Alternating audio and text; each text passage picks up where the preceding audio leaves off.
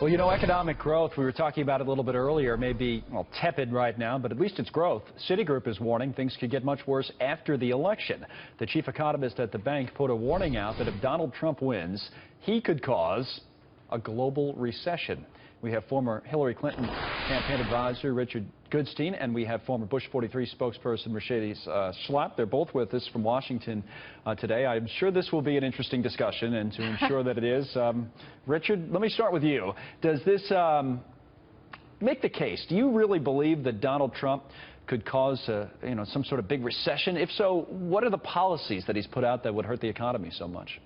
Well, you don't have to take the word of any Democrat, Connell. Just listen to Mitt Romney. He said that the Trump economic policies would cause, quote, a prolonged recession. Mark Zandi, who's with Moody's Analytics. What are they so worried about? Well, I'll tell you. So first, he talks about a $10 trillion debt or $10 trillion increase in the deficit towards the debt by virtue of his tax policies. Okay, so right now we're looking at something that's going to question fiscal stability. He's talking about ripping up all the trade agreements that the U.S. has entered into. Well, you know how much your viewers... Well, that's the one that has a lot of mainstream Republicans upset about, I think, trade. Well, it's not just mainstream. It's every economist. Look, the Chamber of Commerce is dead set against Mitt Romney's policies because they know that ripping up all these trade agreements would be ruinous for the U.S. economy. All right, Mercedes? Yeah. This reminds me of the whole, Brexit panic. It was that idea that Britain is leaving the European Union and they would cause a recession. And guess what?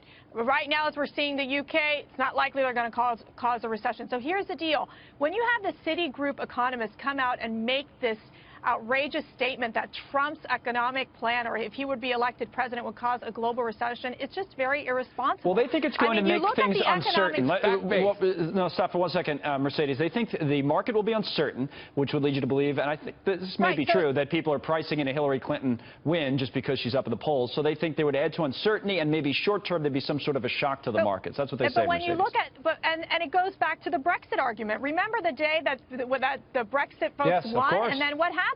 The stock market, the numbers went down, and then it rallied again. Right. So what I'm saying is that I think it just extends to the fact that when you look at the economic plans, what Trump is proposing is very clear of cutting regulations, which we know has cost our economy over $1.9 trillion. It's about cutting taxes. It's about booming economic growth compared and we heard all that under the Bush.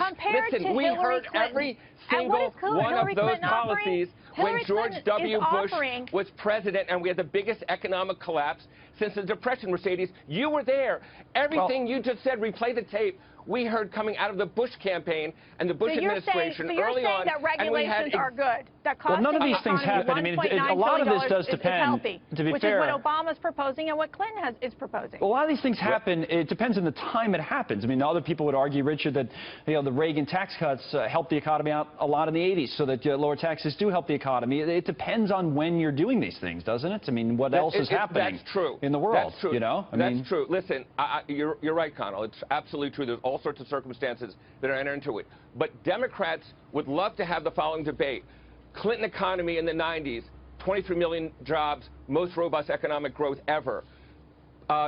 Obama economy, 77 straight months of private sector economic growth. Again, coming out of a terrible hole in 08 and all the rest of it. Biggest collapse. Right, well, the collapse, that's the point.